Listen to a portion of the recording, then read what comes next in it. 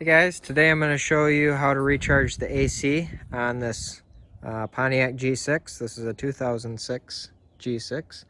If this video is helpful, can you just smash that thumbs up button? Really helps me out a lot. First thing you need to do, start your car, turn your temperature all the way to cold, turn your blower all the way up, and turn on your AC.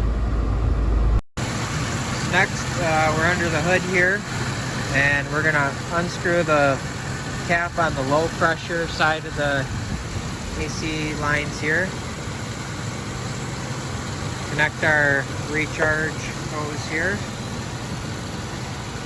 And then we're just going to squeeze the trigger, rotate the can between 12 o'clock and 3 o'clock. Check our dial. It's looking pretty good. We're just going to try to get to a little closer to that high side, around 40.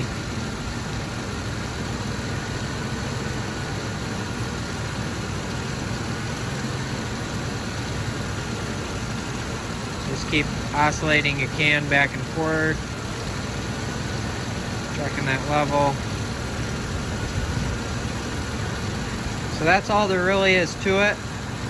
Then you just unhook your hose and